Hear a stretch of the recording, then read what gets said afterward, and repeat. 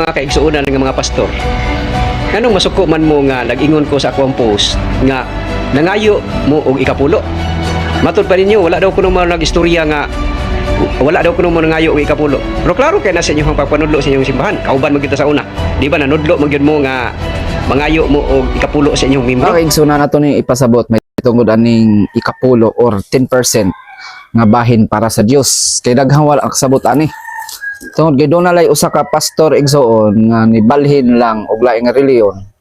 Gitirahan na din niya ang ikapulo ug ang mga pastor. Matod pa niya nga ang mga pastor kuno nagsigig pa ngayo og ikapulo, nangayo pastilan.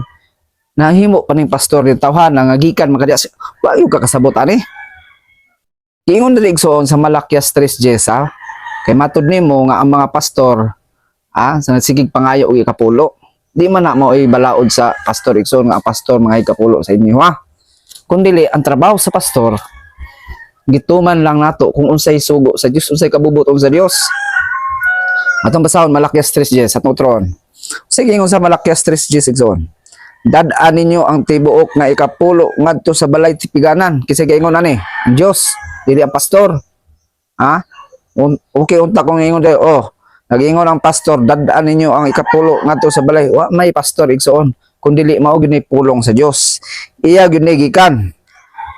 Aron nga adunay pagkaon o kalanon diya sa akong balay.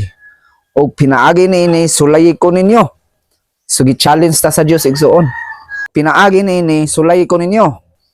Kung dili ba buksan ko kaninyo ang mga tambuanan sa langit ug bubuan ko kamo sa panalangin sa pagkaagi nga walay unyay dapit nga igong kabutangan sa pagdawat ni ini pagkanindot sa challenge igsoon. Sulay ko ninyo kay di ba bubuan ko kamo og panalangin nga way igong kabutangan pastilan pagkanindot kayo sa pulong sa Dios.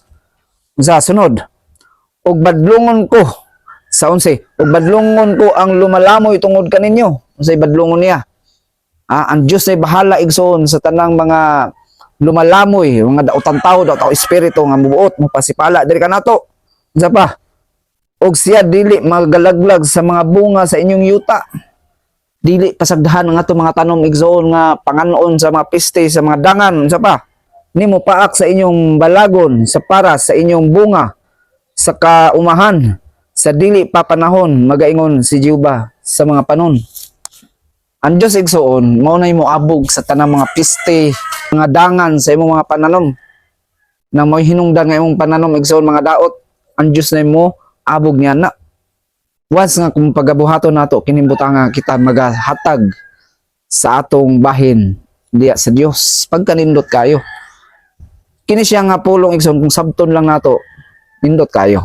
Nga naman kay panalangin kani kanang giingon niya nga ibubo ko ang panalangin diya kaninyo nga walay igong kabutangan. Unsa na nga panalangin igsoon nindot kayo. Kanang ilikay kasta ng bulok sa kadautan, sa katalagman gikan sa mga daotang tao, daotang espiritu igsoon. Ug ilabi na sa imong negosyo, sa imong mga pananom. Pang-abugon sa Dios ang tanang makadaot sa imong pananom, pastilan pagkanindot. Di ba? So mao ni ang kuan sa paghatag nimo og ikapulo bahin sa Dios, do na ginay balos. Muna nga ang balaod nga 10% o ikapulo igsoon dili gyud na balaod sa pastor nga ang pastor mangayo ikapulo mga isig pangulikta dili. Kay kini siya balaod ni sa Dios. Asa dalon? Wa man pud ingon niya dal-a dito ka pastor, wala. Tad-a sa balay sa tipiganan aron dunay pagkaon sa kong balay. Asa man ang balay sa Dios karon igsoon? Ang simbahan. Nga naman diya kay magakatigom o makatipon ang mga katawhan sa Dios, diya magsalo-salo.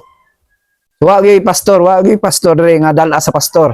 Muna mo ingon mga pastor dato wala kay kami mismo wala mi gadawat og ikapulo. Kami pamanggali mo hatag mo share igsoon.